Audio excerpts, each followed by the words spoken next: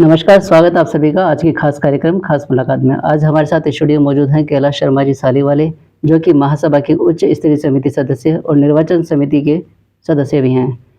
नमस्कार, स्वागत आपका। नमस्कार नरेश जी।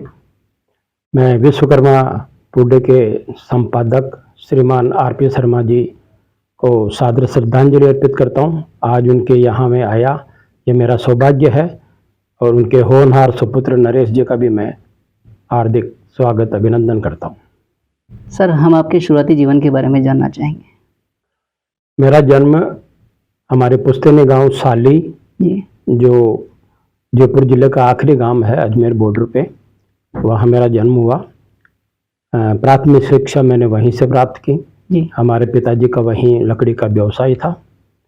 उसके बाद में माध्यमिक शिक्षा के लिए मैं टोंक जिले के मालपुरा गया, वहाँ हमारे चाचा जी रहते थे। जी। मैंने 11वीं तक वहाँ पढ़ाई करी। जी। उसके बाद में जयपुर मैंने ग्रेजुएशन साइंस से किया।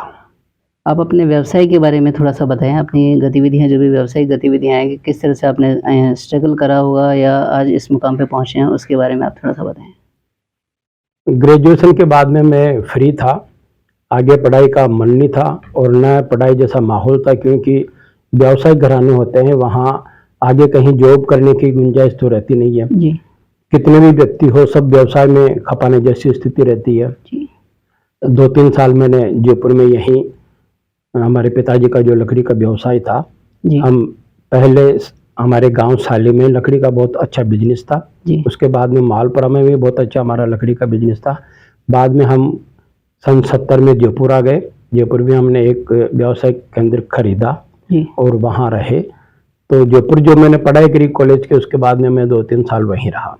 तब उस वक्त में पिताजी ने ये कहा कि यहाँ तो हम खूब हैं, तो कोई और चीज़ ढूंढ। उस वक्त में कारपेट का काम जयपुर में बहुत अच्छा चल रहा था। हैंड वीविंग कारपेट जो होता है, जो एक्सपोर्ट होता है, और हम उस कारपेट की लूमें बनाते थे। तो जितने भी एक्सपोर्टर थे वो हमारे संपर्क में थे। उन्होंने कहा कि ये अभी बहुत अच्छा बिजनेस है, आप इसको कर सकते हैं। अच्छा।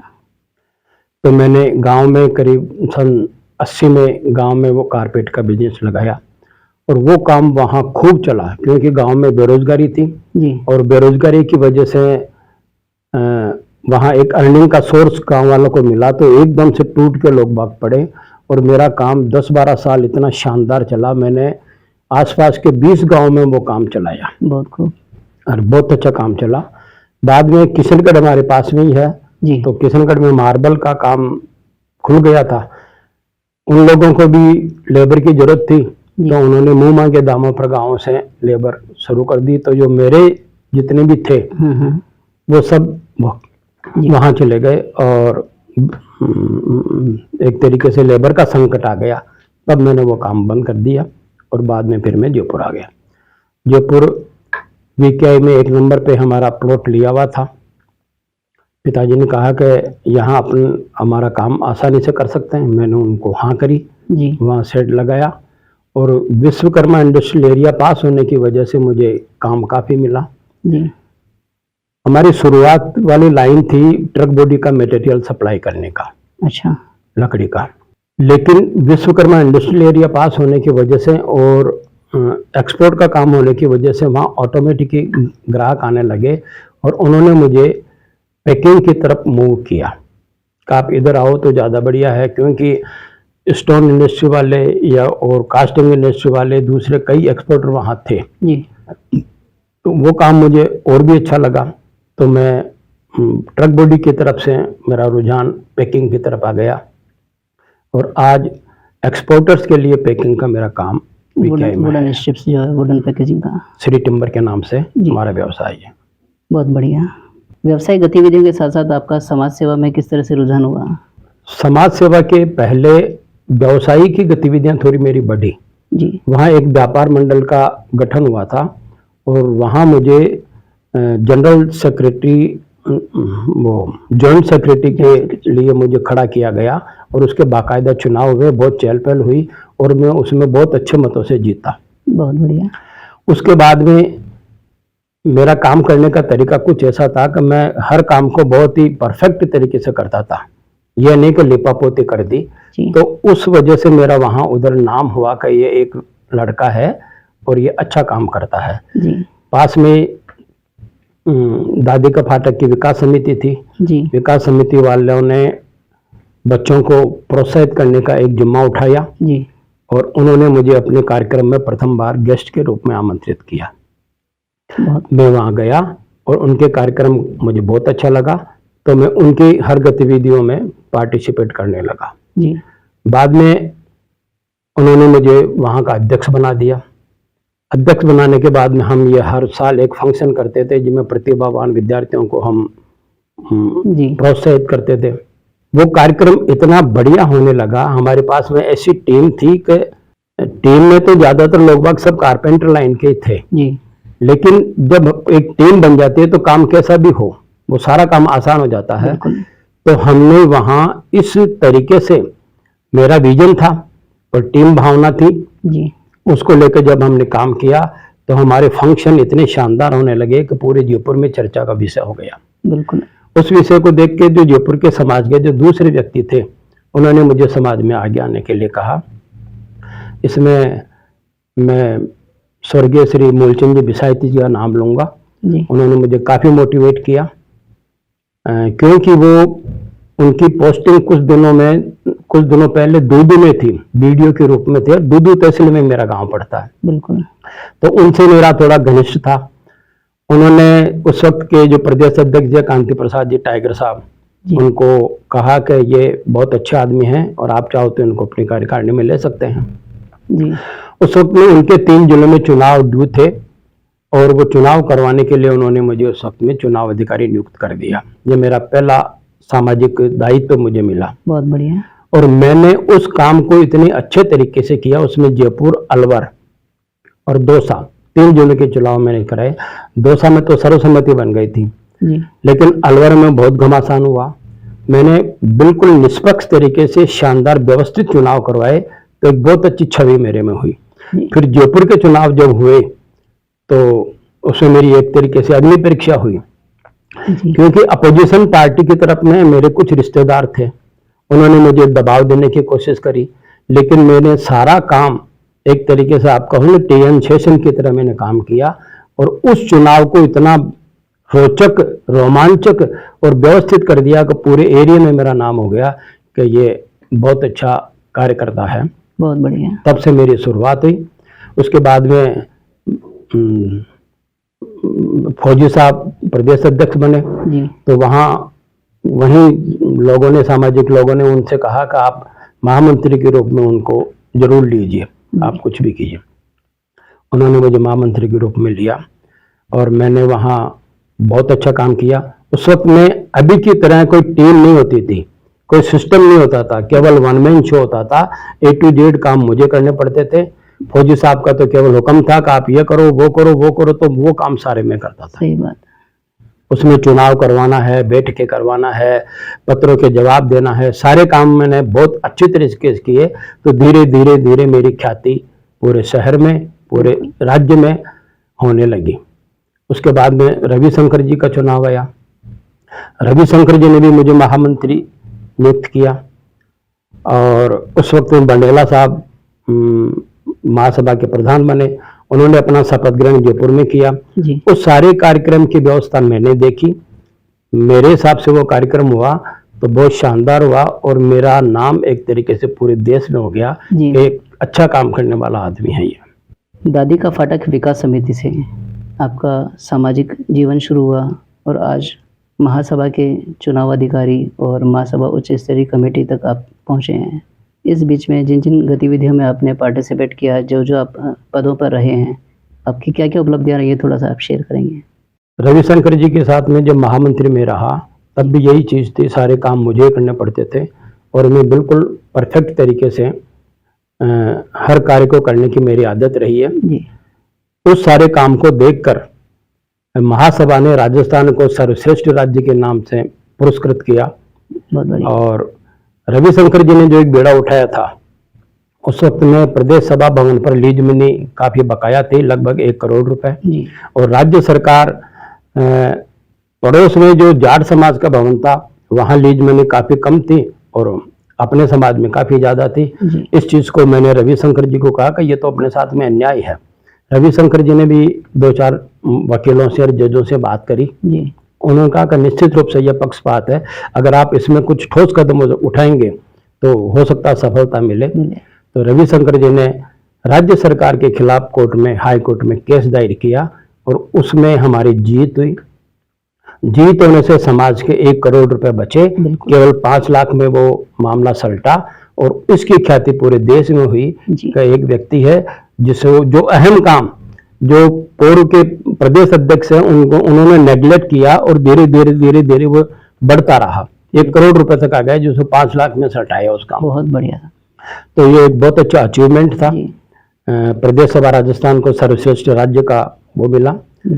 उसके साथ साथ में अन्य भी गतिविधियां दूसरी थी, जिसमें एक बार वन विभाग की तरफ से आरा मशीनों पे बैन लग गया था। सुप्रीम कोर्ट ने आरा मशीन के लाइसेंस अनिवार्य कर दिए थे और नए लाइसेंस देने पे बैन कर दिया था। इसकी लड़ाई हमने लड़ी और जयपुर में एक बहुत बड़ा जुलूस निकाला, पूरे राजस्थान के आरा मशीन वाले उसमें इकट्ठे हुए और सरकार को एक तरीके से झुकना पड़ा और उन्होंने लाइसेंस इशू किए। तब से मैं एक समिति बनी थी जयपुर में, जयपुर सॉमिल ओनर्स एसोसिएशन, उसका जनरल सेक्रेटरी बना उस वक्त में और आज तक भी मैं उसका जनरल सेक्रेटरी हूँ। बहुत बढ़िया। इसके अलावा एक व्यापारिक संस्था थी केट, जो दिल्ली उसका हेड ऑफिस था, उसका राजस्थान का मैं कोषाध्यक्ष रहा। स्थानीय थाना मुरलीपुरा में सीएलजी और शांति समिति का अध्यक्ष के रूप में भी मैंने काम किया।